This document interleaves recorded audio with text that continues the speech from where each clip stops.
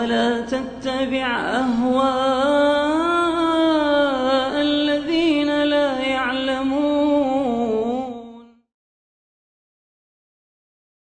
Bagaimana dengan hadis al-kibru batarul haqqi wa ghamtun nas, di mana kita biasanya mendapati seseorang Ustaz yang kita kenal bagaimana proses belajarnya itu tidak bagus Ustaz, lalu mereka berbicara tentang agama. Apakah kalau kita menghiraukan dia termasuk meremehkan Ustaz? Lalu bagaimana menghindari ujub terkait kita kadang menilai diri kita lebih bagus dari orang yang seperti itu Ustaz?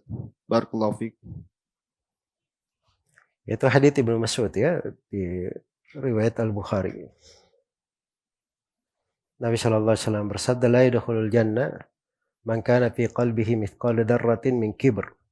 Tidak masuk surga orang yang di hatinya itu ada satu darah dari kesombongan, dari al-kibr. Ketika ditanyakan kepada Nabi apa al-kibr itu, beliau tafsirkan dengan dua hal. Batarul haq wa ghamtun nas. Dia bersombong terhadap kebenaran dan meremehkan manusia. Menganggap rendah kepada manusia. Nah, itu bahasa bersombong terhadap kebenaran. Batarul haq. Dia tahu itu yang benar, dia bersombong terhadapnya. Nah, itu masalah besar ya. Karena al-haq itu datangnya dari Allah. Al-haqqu min rabbik. Dan dari Asmaul Husna nama Allah al-haq. Ya, memang menolak kebenaran itu masalah besar. Iya. Itu masuk dari kibr. Cuman kalau misalnya ada orang yang tidak penting bicaranya, kita tidak dengar, itu bukan bersombong dari kebenaran namanya. Itu namanya kita berpaling dari hal yang sia-sia. Ya, dan itu dari sifat orang yang beriman. Walladzina hum 'anil lagwi mu'ridun. Itu salah satu sifat kaum mukminin. Dan mereka ini kalau dari hal yang lagu sia-sia mereka berpaling. Dari sifat ibadur rahman, wa idza khatamuhumul jahiluna qalu salama. Kalau orang-orang jahil berbicara kepadanya, dia berucap keselamatan. Dia berkata selamat tinggal. Iya. Ada ayat-ayat yang semisal dengan itu. Jadi kalau dia pembahasannya tidak mau masuk ke dalam hal yang tidak bermanfaat, hal yang tidak berguna baginya, itu enggak ada masalah. Tapi kalau orang berbicara kebenaran tidak mau dia dengar, itu enggak benar ya. Ya kadang itu sebagian ilmu kita sudah pelajari. Ketika ada guru mengajarkan, kita sudah pelajari, kita duduk lagi. Ya, pertama penghormatan terhadap ilmu, penghormatan terhadap kebenaran, memperbanyak orang yang hadir di majelis ilmu. Itu pendidikan jiwa juga, supaya jiwa itu senang untuk merendah hati. Untuk merendah hati. Karena itu ada sebagian ulama, satu kitab itu kadang dia baca kepada 30 orang guru. Dia dengarkan, dia hadiri. Imam Al-Bukhari 10 pembahasan akidah itu di riwayat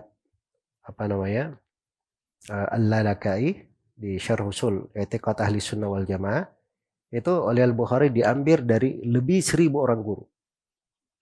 Ya, bisa dibayangkan ya bagaimana berulang-ulang. Kalau kita, wah itu saya sudah pernah pelajari, saya sudah tamat itu 3 kali. Ya, saya sudah beda kelas. Nah, ini tidak benar ya. Tidak boleh ada penuntut ilmu yang seperti itu. Sebab itu sifat yang tidak baik. Demikian pula kalau dianggap remeh orang, dia remehkan. Wah ini saya lebih bagus daripada dia. Tidak boleh kayak gitu. Jelas ya, mungkin kita ada bagus dari dia dari satu sudut. Tapi mungkin ada sudut lain, dia lebih bagus daripada kita tidak tahu tentang hal itu.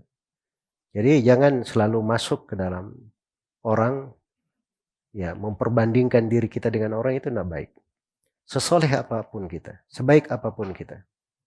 Ya, nah itu bukan hal yang bagus untuk pendidikan jiwa kita. Sebab seorang yang tawadhu itu, dia itu merasa dirinya belum pernah berbuat hak yang berarti untuk manusia.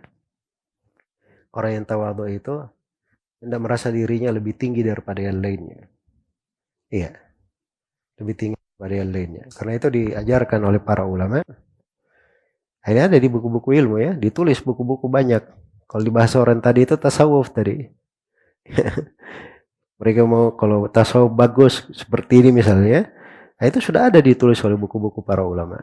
Kalau kita baca saja buku-buku seputar ini, kita bisa duduk berbulan-bulan mengkajinya. Iya, banyak dari buku seputar itu. Ya, jadi kadang ada sebagian ulama itu, dia nggak nggak ingin dirinya itu memandang dia punya sesuatu. Iya. Malah Umar itu kadang pernah bilang, kullun nas khair min Umar. Setiap orang lebih bagus daripada Umar.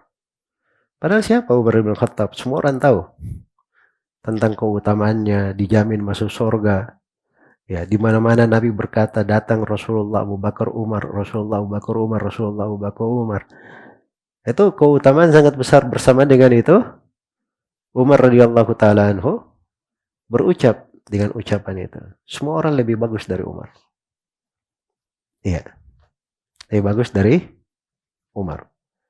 Nah, Umar yang tanya kepada Hudzaifah, Hudzaifah, apakah saya termasuk orang yang dihitung dari kaum munafikin? Karena Hudzaifah itu diberi rahasia oleh Nabi, nama-nama kaum munafikin. Umar masih bertanya kepada Hudzaifah. Jelas ya? Kalau kita mungkin sudah pede, wah itu bukan saya itu. Ya. Tapi itulah fikihnya. Kedalaman ilmu itu, semakin dalam ilmunya, maka semakin besar rasa takutnya. Tatkala Nabi Ibrahim alaihissalam paling mendalam dalam tauhid, maka beliau berdoa, wajnubni wa baniya na'budal asnam. Ya Allah, jauhkan saya dan keturunanku dari menyembah berhala. Rasa takutnya semakin besar. Oh, bukan dia bilang, oh saya sudah belajar tauhid, amanlah saya itu dari kesyirikan. Nah, ini selalu bermohon kepada Allah. Sebab itu bagian dari ilmu. Bagian dari ilmu. Makanya yang harusnya kita kembangkan ya dari teman-teman yang belajar. Ya. Saya itu kadang saya lewat sebagian orang, saya lihat kadang perbuatannya tidak bagus dan seterusnya. Ya, cuman kadang saya berpikir pada sebagian orang itu ada hal-hal yang mungkin dia lebih baik daripada saya. Dia lebih baik daripada saya. Itu hal-hal yang memang dari lahan ketaatan. Itu cuma dikelola di dalam hati saja. Pembahasannya dalam hati. Orang nggak tahu apa yang ada di dalam hati kita. Tapi kita mengelola hal yang baik di dalam hati ini. Menempatkan jiwa, bersikap tawadhu, berbaik sangka kepada orang. Kemudian mendoakan orang lain, memaafkan. Itu sudah lahan-lahan ketaatan yang sangat besar. Lahan-lahan ketaatan yang sangat besar. Itu ketaatan-ketaatan yang seperti ini yang harusnya kita berlomba-lomba. Ya, kita bersaing di situ. Kita bersaing di situ. Jangan berlomba-lomba pada hal yang tidak ada manfaatnya. Pada hal yang hanya semakin menimbulkan keributan, membuat jauh dengan saudara-saudara kita kaum muslimin. Ada orang-orang yang kadang berlebihan. Tapi kita harus tahu, dia ahlul bidah misalnya, banyak berbuat kerusakan, tapi sepanjang dia muslim, keislamannya itu ada harganya, ada nilainya. Ya, kita harus memandang dari sudut keislamannya suatu pandangan. Walaupun kesalahan-kesalahannya yang lain juga diperhitungkan. Tapi sudut keislamannya itu kita perhatikan. Iya, itu kita perhatikan. Semoga Allah memberi taufik kepada semuanya. Wallahu ta'ala alam.